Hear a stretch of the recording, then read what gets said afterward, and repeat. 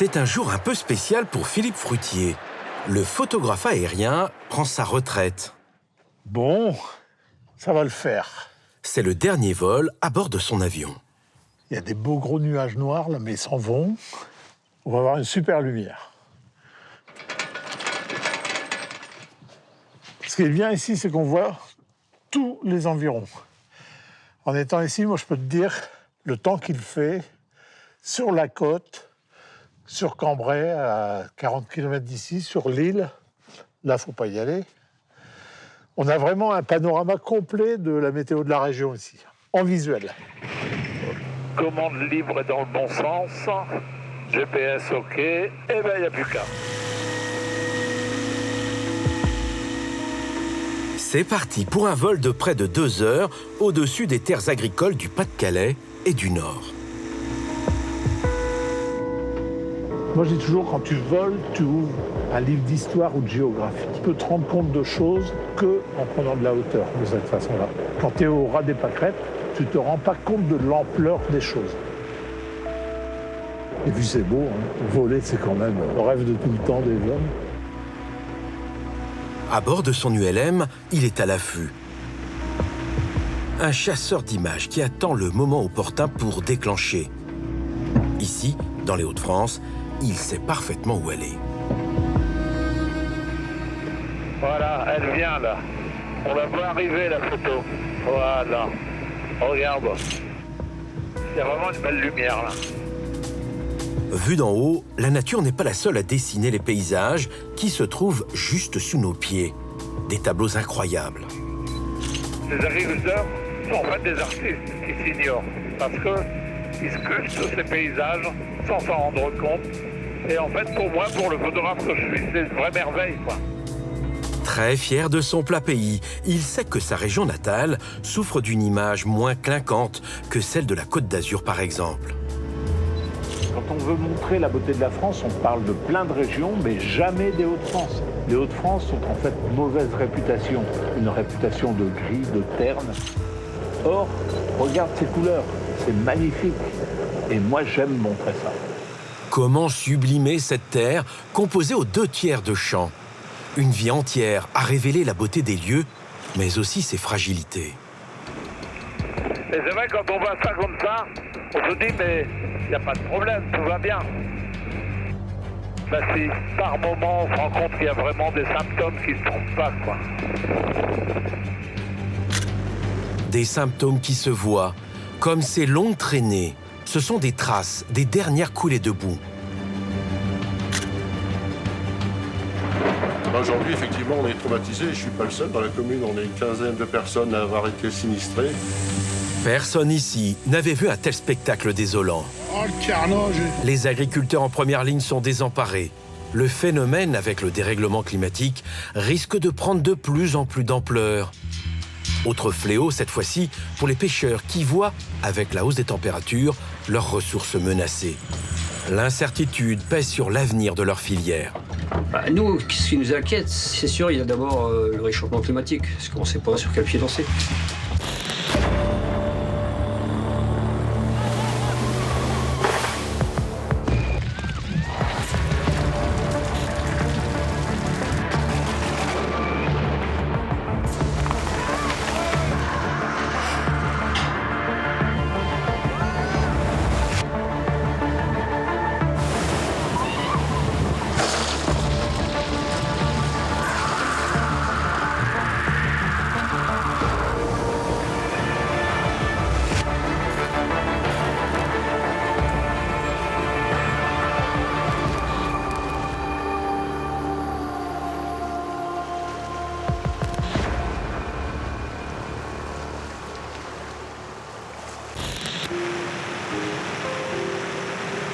Photographe depuis la fin des années 80, Philippe immortalise inlassablement ce territoire dont il découvre à chaque vol des paysages qui le surprennent encore. Là, on va arriver sur la vallée de la Sensée, qui est quand même un paysage que les gens ne s'imaginent pas sur les paysages du Nord. C'est vraiment un contraste par rapport au champ un peu désertique qu'on a vu tout à l'heure. C'est quand même beau, non? Ça, il y a très peu de gens qui savent qu'on a des paysages pareils dans le Nord. Quoi. Regarde tous les oiseaux qui sont en train de nicher en bas. Et ah ouais, ici, c'est curieux, la petite île que tu vois, elle fait penser à l'Afrique. Et ça, on ne peut le voir que du ciel. Aux premières loges, le photographe voit les paysages évoluer au fil du temps et du climat qui chamboulent tout. Ces photos révèlent alors l'envers du décor. On arrive sur le village de Kéan. Sur la partie gauche du village, en fait, toutes les coulées de bois arrivaient de là. Et on le voit bien sur ma photo. Ces images montrent bien des traces dans un champ. Mais vu d'en haut, a priori, rien de spectaculaire. Il y a de belles formes géométriques et des sillons qu'il est difficile de décrypter. Il faut l'œil de ce professionnel de l'image pour comprendre ce qui se cache derrière. En fait, c'est un phénomène qui était assez localisé il y a une vingtaine d'années. On a quelque chose qui devient systématique au niveau de l'ampleur du phénomène sur le plan régional. Pour bien appréhender ce phénomène, il faut revenir un peu en arrière. 17 avril 2020, la grêle d'abord. Oh, le carnage! Puis des trompes d'eau, 9 cm en 15 minutes par endroit. La région n'avait jamais connu un tel déluge. Oh là là là là là là là! Ah bah, j'avais jamais vu ça, moi.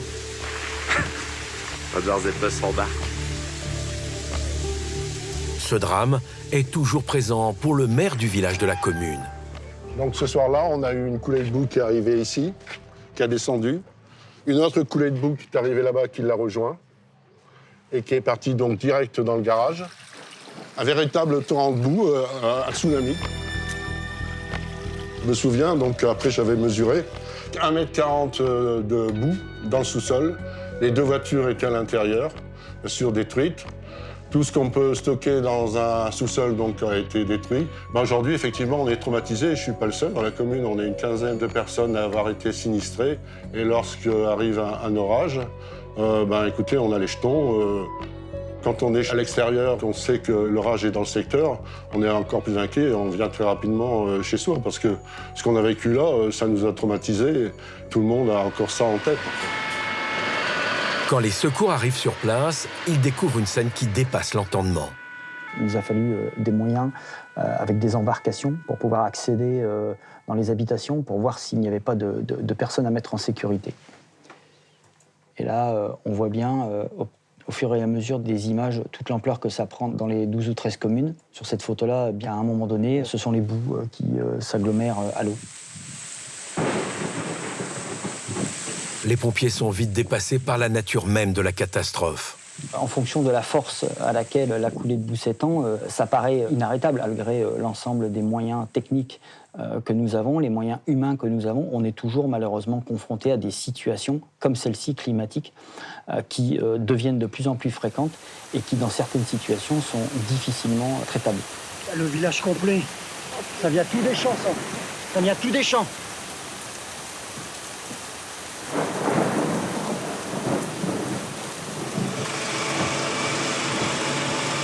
Autour, dans les villages, pas un agriculteur qui n'ait été touché par cette coulée et les trompes d'eau qui se sont abattues. Thibaut vit au rythme de cette météo complètement chamboulée.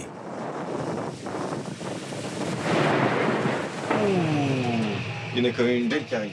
Bah là, on va prendre une averse. Faut arrêter, Bah, j'ai peur que... Bah nous, on n'a pas besoin d'arrêter, mais j'ai peur que ça ne passe plus dans la batteuse. On va voir. Oh là là là là là. Oh bah non, bah là c'est mort. Malheureusement, ça aura été de courte durée. Et on va être obligé d'être en pause. À partir du moment où il pleut, la paille devient molle et elle passe plus dans la machine. Donc même si le grain est encore sec, la machine elle n'arrive plus à avancer.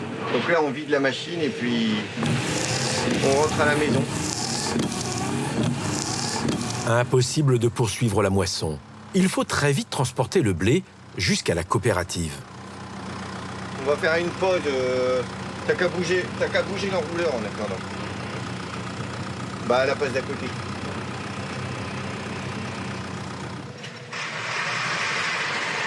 Un blé humide est acheté moins cher. L'instabilité météorologique dicte sa loi, l'effet yo-yo. Des aléas, Thibault en a connu ces dernières années, mais la pire calamité reste celle du printemps 2020.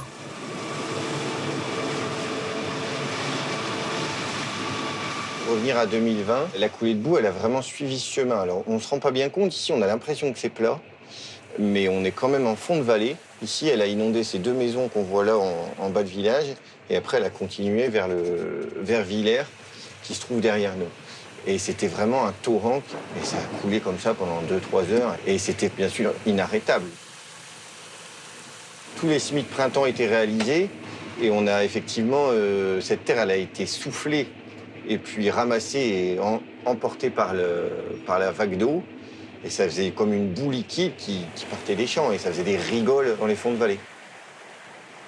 On dit qu'on n'a pas de patron en agriculture, mais c'est la météo qui décide de tout et de notre emploi du temps. C'est comme ça. Et vous voyez que le climat évolue, vous? Ah bah forcément. Là, on commence la moisson aujourd'hui, on est le 15 juillet. Quand j'avais l'âge d'Antoine, on commençait jamais avant le 5-10 août. Ce jour-là, 3 générations s'activent pour récolter les blés. Jean-Pierre, le papy, a 72 ans. Il est à la retraite depuis quelques années. On avait déjà vu un petit peu des coups de boue, mais ici, c'est assez aggravé. Hein. Oui, oui. Ouais, parce que le village de Villers, c'est jamais arrivé qu'on a de la boue comme ça dans le village, donc ça s'est aggravé. Ouais. C'est la bonne terre qui s'en va, parce que la terre arabe, bon, il n'y en a qu'une couche de 20 cm, et après, c'est de la terre, c'est le sous-sol, et c'est de la terre qui est pauvre. Donc, on appauvrit le sol quand même, hein, malgré tout. Malgré les difficultés du métier, il y en a que ça ne décourage pas. Tu l'as faite, la moisson, hein? Ouais. T'aimes ça? T'adores la moisson? Ouais. Et tu feras comme ton père après? Oui. C'est vrai? Oui. Passionné d'agriculture aussi. Ah, tant mieux. Une passion qui ne suffira peut-être plus dans les années à venir pour assumer les changements en cours. On voit bien à quel point les phénomènes sont de plus en plus violents. Les périodes de sec comme les périodes d'humide sont de plus en plus intenses. Et ça, je pense que c'est lié au réchauffement. Pourtant, votre fils, lui, il a envie de prendre votre succession. Ah ben oui, alors là, c'est vrai que je pense que c'est une passion et il voit bien qu'on est passionné par notre métier. Maintenant, des moments, il voit qu'on est de mauvaise humeur à cause de la météo, à cause d'un aléa, mais ça ne le refroidit pas, effectivement. Il est très, très motivé. Quand on se prend une vague de chaleur, quand on se prend des 35-38 degrés ici, les cultures qu'on a l'habitude de mettre en place ne sont pas du tout adaptées à ces climats-là. Et on se prend des stress et des pertes de rendement qui sont irrémédiables. Il suffit de 2 ou 3 jours à 38 degrés pour entamer le potentiel d'une culture. Il n'y a pas besoin de plus. On arrivera toujours à s'adapter, on s'adapte. Et maintenant, c'est clair que dans 20 ans, on ne fera pas le même métier qu'aujourd'hui. On en est parfaitement conscient. Il y a une citation qui dit « On cultive la terre de nos enfants ». C'est ça, ce qu'on a essayé de faire. Comment faire pour éviter de nouvelles coulées de boue? Comment agir pour transmettre ces terres à son fils? Une question que se posent tous les agriculteurs aujourd'hui. Thibault est le maire de sa commune de près de 400 habitants. Les grands jours, comme le 14 juillet, c'est l'un des rares moments où il ne se rend pas dans les champs. Mais cette fonction lui permet surtout de faire entendre sa voix aux autorités. Celle d'un maire confronté à des enjeux climatiques qui le dépassent parfois. Aujourd'hui, c'est plus au cœur de l'actualité comme ça a pu l'être en 2020-2021. C'est des choses qui s'oublient et puis qui reviennent sur le devant de la scène à chaque orage ou dès qu'il y a un événement un peu plus corsé au niveau météo. Il y a un rempart aujourd'hui, vous avez obtenu des garanties? Des garanties, on sait qu'il y a eu des choses lancées au niveau de la communauté de communes. Maintenant, c'est un vaste sujet. Mais c'est vrai qu'aujourd'hui, on ne peut pas leur dire que ça n'arrivera plus. Ça, c'est pas possible. Et le maire n'a pas de pouvoir pour essayer d'infléchir l'État pour faire quelque chose? On sait très bien que des aménagements seraient très, très coûteux. Aujourd'hui, on n'a pas forcément les budgets pour lutter contre ça.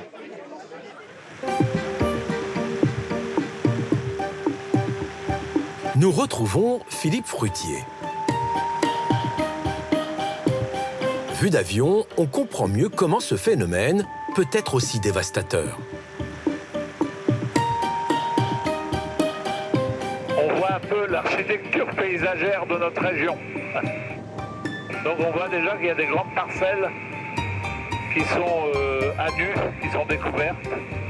Et il y en a encore trop, beaucoup trop. Bon, on voit bien sur le paysage derrière ces villages que les seules choses qui s'élèvent, ce sont les éoliennes. Les arbres, il n'y en a vraiment plus beaucoup. Il n'y a pas beaucoup de haies non plus. C'est vrai que c'est des générations et des générations d'agriculteurs qui ont modelé ce paysage par leur travail. Mais moi, ce dont je rêve, c'est que les paysages qu'on vient de voir, ces grandes plaines sans arbres, eh bien que les paysages du Nord changent et que dans 10, 20, 30 ans, on se retrouve avec des paysages complètement différents, avec des haies, avec des arbres, avec des choses qui vont faire qu'on va aussi vivre dans quelque chose de plus équilibré sur le plan naturel. Et bon, tout le monde en tirera du bénéfice, y compris les agriculteurs. Parce que l'arbre, c'est la source de la vie, quoi. C'est la source de la fertilité des terres aussi. Dopées aux produits chimiques depuis les années 60, les parcelles agricoles sont aujourd'hui de grandes exploitations où la monoculture domine. Une fuite en avant qui ne connaît guère de limite. Quand il n'est pas dans les airs, Philippe parcourt sa région en scooter. Pas besoin d'aller très loin pour constater que les villages ont changé. Et là, on va remonter la rue où je suis né. Et donc, dans cette rue, il y avait une ferme, 2 fermes, 3 fermes. Là, on arrive au 28 rue de la Mairie, c'est là où je suis né. 9 et 10 fermes. Tu te rends compte, il y avait 10 fermes sur cette rue, il n'y en a plus une en activité. Après la guerre s'amorce le remembrement, véritable révolution pacifique et discrète qui touche à la propriété, à la terre ancestrale du paysan. Le cadastre est refondu, les parcelles groupées et redistribuées. Le remembrement a ouvert la voie à la mécanisation de l'agriculture française en plein essor. C'est le début de la mécanisation de l'agriculture qui utilise dès lors des pesticides pour augmenter les rendements. À l'époque, la promesse est séduisante. Les machines agricoles augmentent le rendement des terres et réduisent les efforts de l'agriculteur qui connaît une vie plus facile. Leur nombre a décuplé en 10 ans. Promesse non tenue dans le temps. L'érosion des terres s'accompagne d'un déclin du monde paysan, toujours en cours. Voilà. On arrive sur un paysage typique. Là-bas au fond, on a la tour qui m'a certainement donné l'envie de prendre de la hauteur quand j'étais gamin. Et juste devant, on a le bois Capron. Et c'est le bois du village. Il n'y en a pas d'autre. Morne plaine. Mais où sont les Hauts-de-France? À l'exception des terrils, les anciennes mines de charbon, les paysages locaux sont plats, infiniment plats. Il y a beaucoup de fermes qui ont disparu. Donc les fermes se sont agrandies et sont devenues, bien sûr, des exploitations, comme on le dit maintenant. On ne parle plus de ferme, on parle d'exploitation.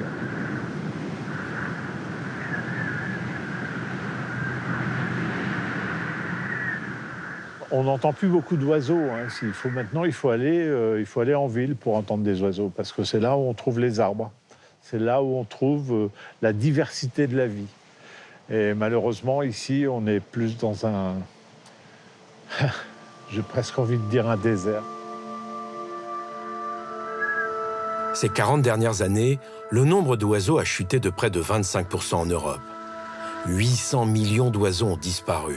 La faute à la hausse des températures et à l'agriculture intensive. Les insectes se meurent aussi à coups d'engrais chimiques. Ce qui est important, c'est ça, c'est la vie. Ce sont les insectes, c'est la biodiversité, parce qu'on fait partie de ce système. Et si on ne soigne pas ça, eh ben, on se saborde nous-mêmes, quoi, et on va à la catastrophe. Mais qu'en pensent les experts? La situation est-elle aussi dramatique qu'elle en a l'air? Peut-on surtout expliquer ce phénomène qui dégrade de plus en plus les parcelles agricoles? Le problème est bien identifié. Depuis quelques années, des spécialistes sont au chevet de ces terres labourées. Parmi eux, Marc-André Selos. Il est biologiste et professeur au Muséum national d'histoire naturelle. Alors voilà, là c'est le désert. C'est le désert au sol, c'est le désert autour de moi. J'ai pas de plantes qui couvrent ce sol. J'ai rien qui nourrit les micro-organismes du sol. Le sol, il a jamais fonctionné découvert comme ça, et c'est pour ça qu'il est moribond ici. Mais c'est pareil, j'ai pas de biodiversité autour, je vois pas d'arbres, je vois pas de haies. C'est pour ça d'ailleurs que je suis en plein vent là. Et les haies, c'est une protection contre le dessèchement. Les haies, c'est aussi une protection contre la propagation des maladies. Depuis la politique de remembrement, les terres agricoles se sont dégradées. Les marqueurs aujourd'hui sont bien visibles. Comme ça a l'air bien travaillé. Quand on prend ce sol, ça a l'air d'être un beau sol. Hein. Ces gestes et ce paysage, c'est pas normal. Et ce sol qui file entre les doigts, c'est de la poudre. C'est de la poudre de désastre. Parce qu'on rajoute de l'eau dessus, puis ça fait une coulée de boue. Il n'y a pas de cohérence. Il n'y a pas de cohérence parce que, 1, il n'y a pas de plantes, ça vient d'être labouré, qui retiennent le sol. 2, on ne met plus de matière organique depuis longtemps. Donc, c'est pour ça que le sol est tout pâle. Il n'y a pas cette matière organique qui retient les morceaux. Et puis 3, comme on l'a travaillé, on a cassé le peu de structure qui restait et les morceaux sont prêts à partir s'il y a un peu d'eau ou de pluie. Le labour intensif serait donc l'une des causes principales des coulées de boue que les agriculteurs redoutent tant. Voilà, un autre aspect du problème. Ici, le sol, il est dur comme tout, c'est du béton. Et pour le coup, c'est parce qu'il s'effondre. Le labour, ça fait des trous, mais c'est des trous qui s'écroulent. Normalement, un trou dans le sol, c'est fait par la vie du sol. C'est des trous de vers de terre, c'est des trous de racines qui sont mortes. Et les vers de terre et les racines, ils laissent de la matière organique qui colle les parois du trou et qui les rendent stables. Quand on laboure, on abîme, on réduit la vie du sol. Quand on n'a pas de culture en hiver, on n'a pas de racines. Et tout ça, ça fait que les sols font moins de trous par eux-mêmes. On n'a plus que les trous du labour qui s'écroulent et qui obligent à relabourer pour refaire des trous. Donc là, il n'y a pas de trous dans lesquels l'eau peut rentrer, en fait. Donc là, en dessous, il n'y a pas de structure, mais au-dessus, c'est dur comme tout, c'est tout tassé, l'eau ne peut pas rentrer. Inlassable pourfendeur des produits chimiques, le biologiste poursuit sa démonstration. Simple et efficace. Ah, alors voilà un sol, on est à 2 pas des champs de tout à l'heure, mais c'est un sol qui est tout à fait différent. Il y a de la matière organique qui arrive au sol. D'ailleurs, on en retrouve dans le sol, c'est pour ça qu'il est très noir. C'est un sol qui se tient assez bien, mais en même temps, les morceaux sont friables les uns des autres. L'eau peut rentrer dedans, il est bourré de trous, il a des réserves en eau énormes. C'est un sol qui est très vivant et en bonne santé. Ça sent la terre, et l'odeur de terre, hein, c'est l'odeur de bactéries. C'est une molécule qu'on appelle la géosmine qui est fabriquée par les bactéries, qui sent la terre, et on l'avait beaucoup moins dans le champ là-bas.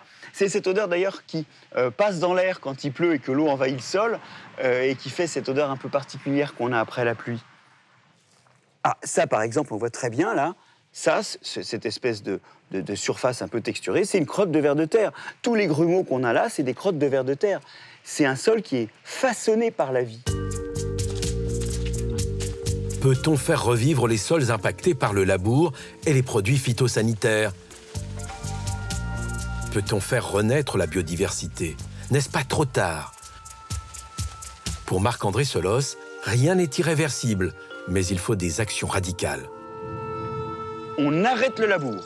Et là, tout de suite, la vie du sol se redresse, l'érosion s'arrête. Deuxièmement, on amène de la matière organique. Amener de la matière organique, ça veut dire amener du fumier, par exemple. Ça veut dire aussi cultiver des plantes en hiver sur le sol et les laisser pourrir au printemps. Ça va ramener de l'azote, ça va ramener du phosphate. Et cette matière organique dans le sol, elle va non seulement bien tenir le sol, mais en plus retenir l'eau. Et en plus, cette matière organique, c'est du stockage de carbone, c'est bon pour le climat, parce que c'est autant de CO2 qui n'est pas dans l'air. Donc, quelque part, on voit que toutes ces solutions-là sont non seulement des solutions pour l'agriculture, mais aussi pour le climat, mais aussi pour la santé. En fait, des fois, avec un geste, on fait plusieurs choses positives.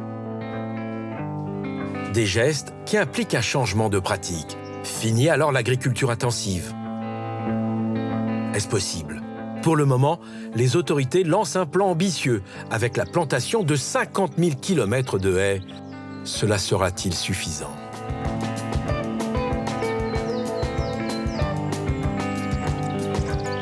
Nous quittons le pays d'Artois pour Cassel.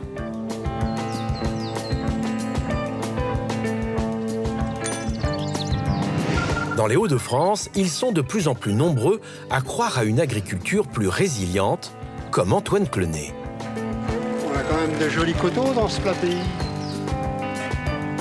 De nouvelles expériences naissent un peu partout. Nous sommes pas loin de la frontière belge. On dit toujours des Hauts-de-France que c'est le plat pays, mais en fait, à Cassel, on monte jusqu'à 176 mètres.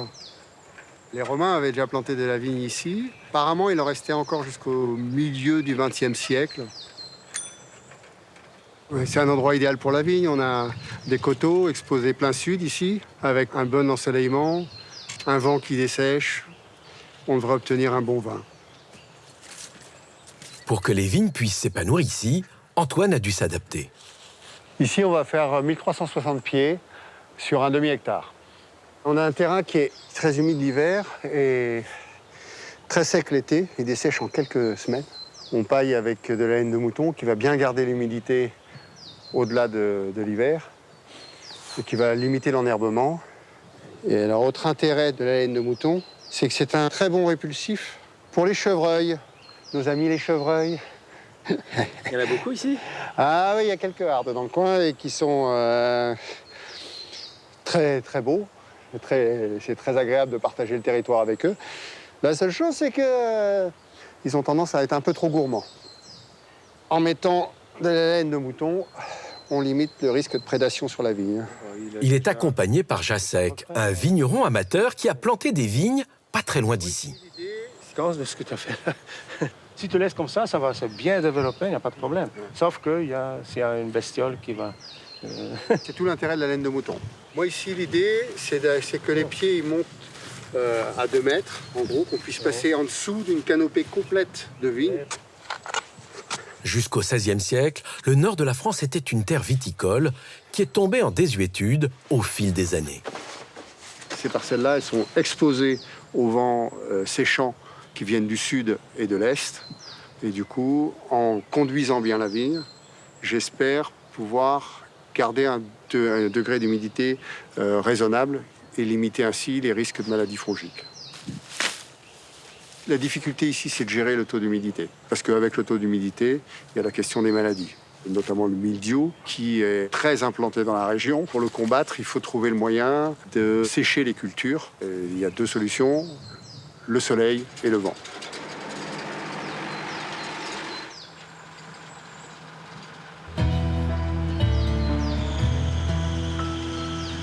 Son vin ne sera pas le premier dans la région. Son mentor, Jacek, en produit déjà, mais à peine 150 bouteilles par an.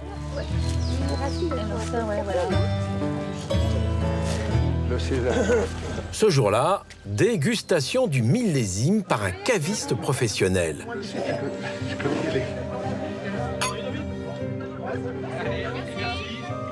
Yann Satin est le patron des vignerons des Hauts-de-France. On est vraiment sur ce côté très fruit noir. On a vraiment des notes un peu sur le cassis. On retrouve même des notes un peu sur la figue. On a ce côté très fruit mûr. Non, c'est bien fait. On sent que c'est harmonieux. C'est commercialisable dans le sens que oui, c'est l'originalité. Après, il va y avoir un problème. C'est le nombre de bouteilles. Le fait d'avoir, une chaleur de plus en plus précoce et de plus en plus, longue dans les Hauts-de-France, ça va permettre d'avoir des maturités de raisins qui vont devenir intéressantes. Et comme vous dites, on aura des potentiels alcools ou peut-être même dans certaines années, on n'aura même pas besoin de chaptaliser parce que justement, on sera sur des potentiels intéressants. C'est bon signe, ça. Antoine. Oui. Puis le but, c'est bien qu'il soit commercialisable et commercialisé, et du coup d'avoir le nombre de bouteilles pour que ce soit viable pour tout le monde. On a plus un côté pruneau, prune. En attendant la première récolte, Antoine et son épouse organisent la fête du pissenlit. Une fleur quelque peu ignorée dans le coin. Si le casier il est rempli, vous avez 15 € de produits. Par contre, si vous voulez commencer par une boisson ou autre, vous me le dites. Méprisé, mais le pissenlit a pourtant de jolis atouts. C'est l'idée de la fête du pissenlit, c'est de réhabiliter le pissenlit parce que déjà c'est joli, en plus on peut en faire plein de bonnes choses, et puis surtout le plus important c'est que le pollen de pissenlit ça va être le premier aliment pour les pollinisateurs qui leur permettent de démarrer la saison, quoi.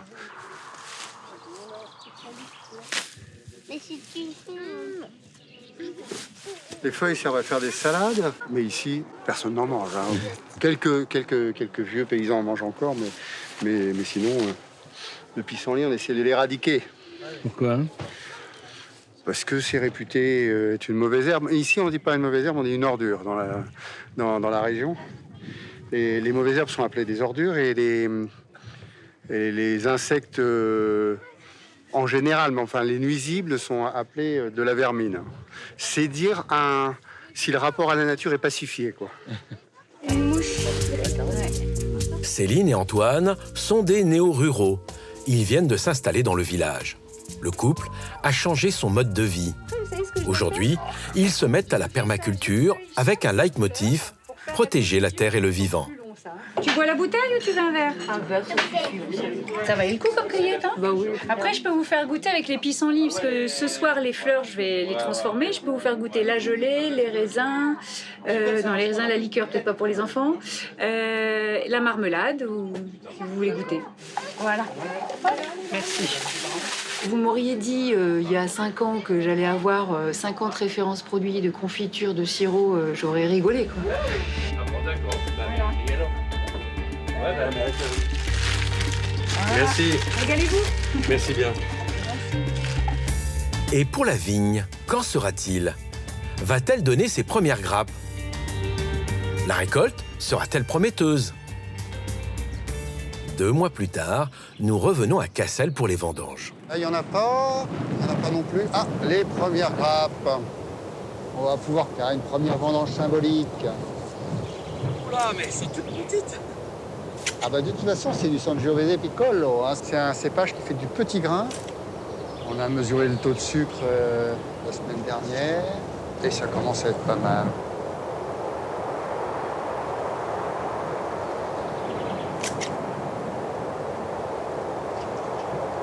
Petite récolte, mais normale, c'est la première.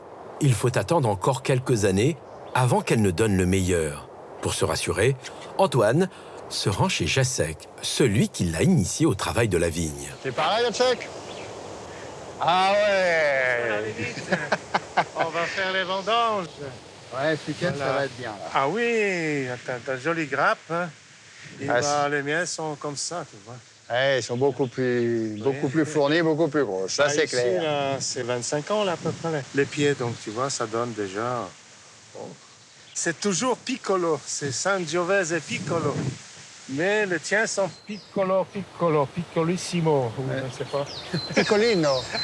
Piccolino. Oui. Le jour où j'aurai une vigne comme ça, je serai bien content. D'autant plus que tu vises 1000 pieds ou quelque chose comme ça. Ici, on a... 1300, ouais. On a 130, 150 à peu près. C'est juste x10. Mais pour entretenir ça, avec 2 bras, ça prend du temps. Donc, tu auras besoin des bras. Ouais, mais je sais que je peux compter sur toi. Ah oui, bon, ça fait 4. Hein. Et bien, tu sais que tu peux compter sur moi. Le Nord, nouvelle terre d'adoption du vin. Le dérèglement climatique rebat les cartes un peu partout. Avec la hausse des températures, il y a des secteurs qui gagnent et d'autres qui voient leur filière menacée. Nous partons sur la côte d'Opale, à Wimereux plus exactement. C'est là que se trouve le laboratoire d'études des océans. Ici, on cherche la petite bête, celle qui va indiquer aux experts et aux pêcheurs les espèces qui vont être présentes en mer du Nord dans les années qui viennent. C'est en fait le menu des espèces qui colonisent le coin. Pour Grégory Beaugrand, chercheur en biologie marine, et Éric Lécuyer, il s'agit d'attraper ce matin des planctons de différentes sortes, des végétaux et des animaux aquatiques. Pas besoin d'un équipement complexe, il suffit d'un filet et d'un petit bocal. Pour Éric le technicien, il faut maintenant trouver le meilleur endroit pour sa pêche du jour. Alors on va essayer d'aller sur la gauche, hein, parce que sur la droite, je vois, il y a des vagues qui sont en train de casser. Et ça veut dire qu'il y a au fond là-bas, donc on va plutôt essayer de se mettre là. Il y a une zone un peu plus profonde où on devrait pouvoir faire un prélèvement correct. Invisibles ou presque à l'œil nu, les planctons sont microscopiques. Ils grouillent un peu partout à la surface. C'est comme un énorme filet à papillon qui filtre l'eau de mer et qui va récupérer tous les organismes de taille supérieur à 0,2 mm. Donc on traîne ce filet histoire d'avoir un aperçu du peuplement zooplanctonique et de suivre un petit peu les évolutions de ce peuplement, aussi bien au fil des saisons qu'au fil des années, pour voir un peu son évolution dans le contexte d'un réchauffement climatique.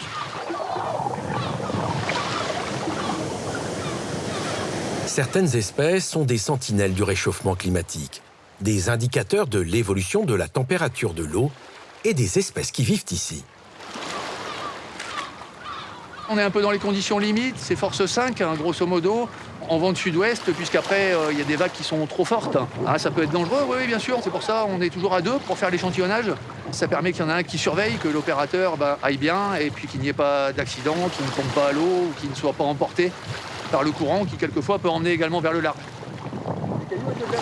Ramasser le plancton, c'est avoir une photo des espèces présentes sur la mer du Nord et la Manche.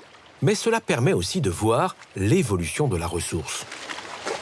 Le plancton est effectivement un indicateur du dérèglement climatique. Le plancton est très sensible à des changements subtils environnementaux. Et ces changements environnementaux vont survenir de plus en plus dans le contexte du dérèglement climatique. On s'attend à voir arriver de nouvelles espèces planctoniques typiques des eaux beaucoup plus chaudes. Ces planctons sont les meilleurs indicateurs pour mieux appréhender les différentes espèces de poissons qui seront présentes autour de Dunkerque.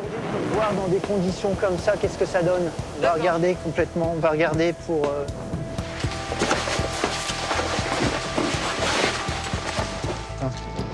On bouge pas, il est... La pêche est bonne. Greg, il va encore se régaler à regarder l'échantillon. Oui, j'espère.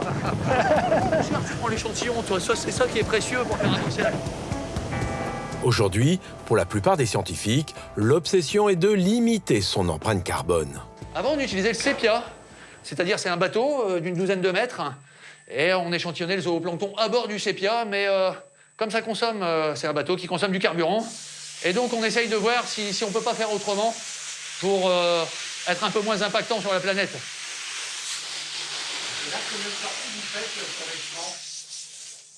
On essaye d'en faire deux par semaine. C'est un peu contraint par les conditions météorologiques, mais plus on peut en faire, et plus la fréquence est élevée, et mieux on arrive à appréhender les évolutions de l'écosystème et ses fluctuations. Au premier étage, Grégory Beaugrand s'apprête à analyser les planctons récupérés dans le filet. On va déjà filtrer l'échantillon. On va retirer le sable et les matières en suspension. Et puis, on va le nettoyer pour pouvoir analyser et voir ce qu'il contient en plancton. Mon travail, c'est d'essayer de comprendre quels sont les effets du dérèglement climatique en milieu océanique à grande échelle sur le plancton, sur les poissons, sur les écosystèmes marins et comment ces écosystèmes marins vont se réorganiser face au dérèglement climatique. Grâce aux résultats de leurs dernières études, il est clair aujourd'hui que le réchauffement planétaire est le principal responsable de la disparition de certaines espèces, loin devant la surpêche. Qui dit crise climatique dit remaniement, bouleversement, réorganisation. Et ces réorganisations vont s'accompagner d'un changement de fonctionnement de l'écosystème dans son ensemble. Le plancton va se modifier, va modifier sa composition. Ça va affecter les espèces de poissons qui dépendent du plancton. Analyser ces planctons, c'est lire en quelque sorte l'avenir de la pêche en mer du Nord. Alors on peut voir aussi parfois des larves de crabes. Et ces larves de crabes et de homards ont tendance à fortement augmenter. Ils ont augmenté après l'augmentation des températures à la fin des années 1980. Dans ces coupelles, ils devinent déjà ce qui sera dans nos assiettes dans les mois ou les années qui viennent. On assiste actuellement à une augmentation du homard. Comment réagissent les pêcheurs locaux? Nous partons à Dunkerque, dans le département du Nord. Depuis les années 90, la pêche ici ne cesse de décliner. Au port, les bateaux sont de moins en moins nombreux. La ressource se raréfie. La grande criée qui faisait la fierté des pêcheurs locaux a mis la clé sous la porte. En première ligne, Frédéric Drogéris, le président du comité des pêches du Nord, embarque désormais sur le bateau de son fils. Dans les années 90, quand j'ai commencé la pêche officiellement, on était 38 bateaux. À l'heure d'aujourd'hui, on est à 10 ou 12 bateaux à peu près, quoi. Mais avant, moi, j'ai connu les crevettiers, il y en avait une trentaine, quoi. Année après année, ce sont les seiches, puis les cabillots qui disparaissent des eaux locales, qui se réchauffent lentement, mais sûrement. Nous, ce qui nous inquiète, c'est sûr, il y a d'abord le réchauffement climatique. Parce qu'on ne sait pas, moi je veux dire, on ne sait pas sur quel pied danser. On ne sait pas si demain on va continuer à 100% la crevette, si on va faire un peu d'autre chose, d'une autre espèce. On ne sait pas, et on ne peut pas dire d'investir sur tous les types de pêche. C'est pas possible. On peut faire 4-5 types de pêche. On sait le faire, on a le matériel, mais on ne peut pas dire de prévoir de faire autre chose, quoi. Ouais, si sur nos côtes, la morue, elle est inexistante. Hein. Si on en voit un cabillaud dans l'année, c'est beau. Apparemment, il y en a un peu dans le large, sur les épaves, mais à 15-16 000. Quoi. Ça correspond bien avec les observations, c'est-à-dire qu'en limite sud de répartition, la morue a tendance à diminuer. La limite sud, c'est quoi? C'est la Manche, la mer Celtique, la mer d'Irlande, le sud de la mer du Nord, alors qu'au nord de sa distribution spatiale, elle est en train d'augmenter. Par exemple, en Islande, en mer de Barents. À bord, le patron, c'est le fils de Frédéric. Il a acheté un nouveau bateau pour mieux s'adapter aux nouvelles ressources. Mais à l'avenir, il devra peut-être changer de navire. J'ai du mal avec le terme adaptation. Moi, je pense qu'on va subir les effets du dérèglement climatique. L'adaptation est relativement difficile et elle va avoir un coût socio-économique important. La flotte locale devra sûrement évoluer. Surtout qu'avec la hausse des températures de l'eau, on pourrait bien pêcher ici du thon rouge, une espèce que l'on trouve normalement dans les eaux plus chaudes de Méditerranée. Les pêcheurs de Dunkerque pourront-ils adapter leur pêche et investir dans de nouveaux bateaux? Et si oui, jusqu'à quand et à quel prix? La pêche artisanale pourrait bien disparaître à moyen terme et laisser place aux plaisanciers. Le thermomètre qui s'affole a des effets plus surprenants dans la région. Nous partons à Lille.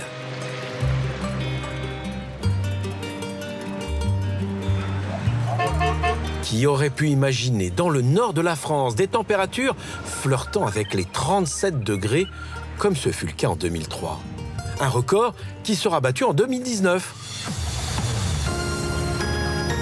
Météo France a placé nos 2 départements en alerte orange canicule, avec plus de 40 degrés attendus dans les terres. On devrait d'ailleurs battre des records absolus. Le 25 juillet, le mercure franchit la barre des 42 degrés. Lille et sa périphérie découvrent les canicules du sud de la France. Guy Chotard travaille pour l'agence de développement et d'urbanisme de la métropole.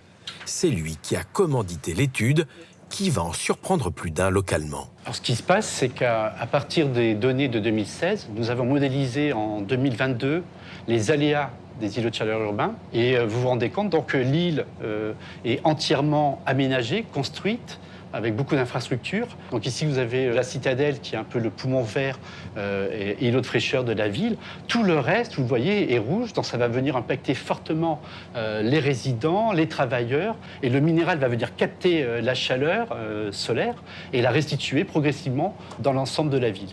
Pire que la Côte d'Azur, la métropole lilloise fait partie du tiercé des lieux les plus exposés en Europe aux îlots de chaleur urbains.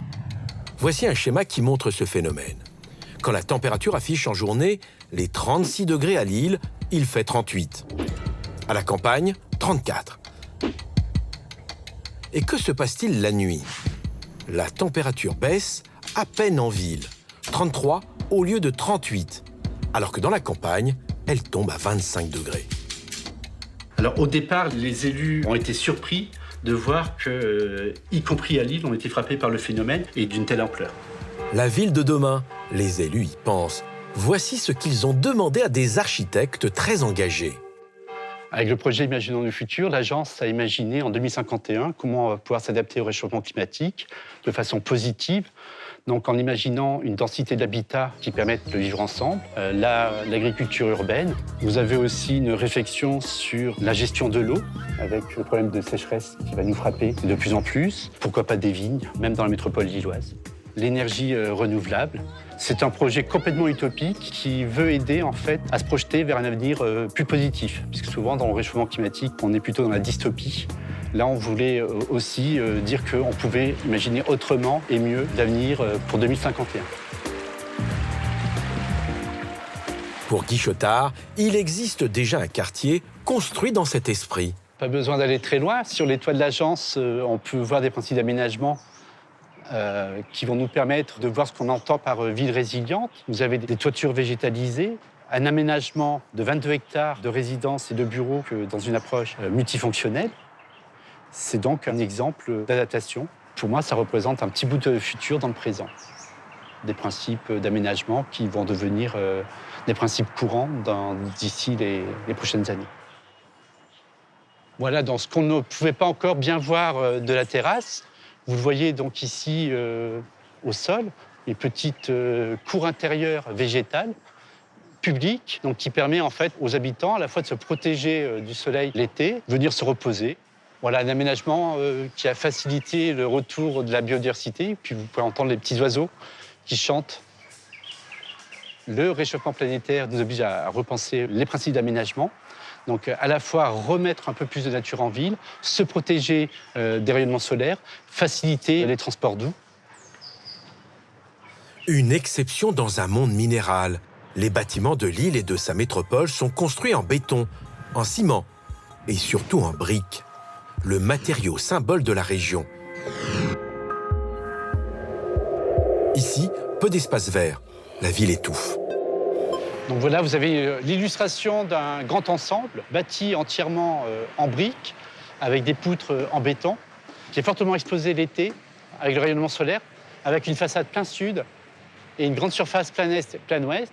Et donc, dans la photo thermique aérienne de 2016, c'est un bâtiment qui rayonne fortement, qui irradie beaucoup de chaleur. Lancé en 1990, le quartier Euralille a fait entrer l'agglomération lilloise dans le cercle très fermé des grandes métropoles européennes. Les meilleurs architectes ont travaillé sur ce quartier avant-gardiste. Donc voilà un principe d'aménagement en pierre bleue, donc une pierre calcaire qui a l'affection en fait, des urbanistes, des aménageurs. Et pour autant, c'est une pierre qui va fortement capter le rayonnement solaire, donc à des températures très élevées, donc avec 35 degrés de rayonnement solaire. C'est une pierre qui va monter à 45 degrés. Il ne faut plus faire ça. Il ne faut plus le faire ça. Si on souhaite avoir de la chaleur autour d'une piscine, il faut en faire. Si jamais on veut aménager une ville résiliente et fraîche l'été, il faudra éviter de le faire. À certains endroits où il n'y a ni jardin ni cours d'eau, la température au sol peut friser les 65 degrés. Des îlots de chaleur peuvent avoir des effets sur la santé des populations.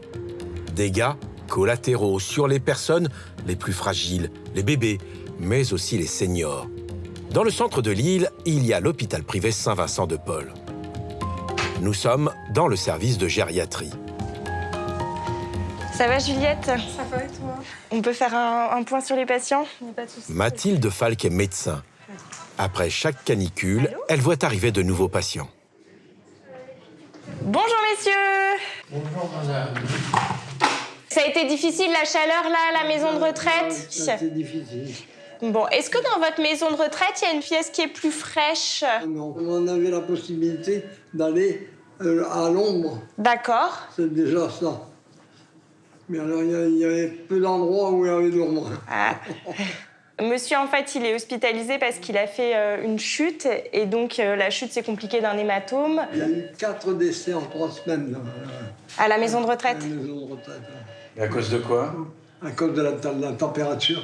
À cause des chaleurs, les patients se déshydratent et souvent, il y a un effet retard par rapport à la canicule. Donc, c'est que quelques jours après les pics de canicule qu'on voit les patients arriver et ils ne viennent pas forcément pour une déshydratation, mais plus pour les conséquences de celle-ci, à savoir des syndromes confusionnels, des chutes, des infections. Et donc, nous, dans les chambres, ce qu'on essaye de mettre en place, on ferme le volet.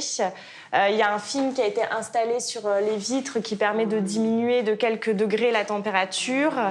On a un ventilateur qui fonctionne et les soignants sont invités à passer plus fréquemment pour stimuler à boire. Et malgré tous les moyens qui sont mis, parfois c'est compliqué. Au revoir, monsieur. Dans cet hôpital construit en 1991, les chambres comme les salles des soignants ne sont pas conçues pour résister aux chaleurs caniculaires de plus en plus fréquentes dans la région. Je pense que c'est la pièce où il fait le plus chaud. On était vraiment très mal au plus fort de la canicule. Il faisait vraiment très chaud ici. Donc ici, on est dans la partie la plus récente de l'hôpital, avec quand même une isolation plus importante. Là, par exemple, on voit la salle de soins. Le fait qu'il n'y ait pas de fenêtre, rien qu'avec des petits ventilateurs, on sent que c'est quand même beaucoup plus frais et les soignants peuvent au moins aller faire une pause ici où ils sont dans une température plus basse, plus confortable avant de reprendre les soins. Et après, voilà, les chambres, même si on a toujours des fenêtres sur l'extérieur, déjà on a moins d'exposition plein sud et les chambres sont plus modernes et mieux isolées.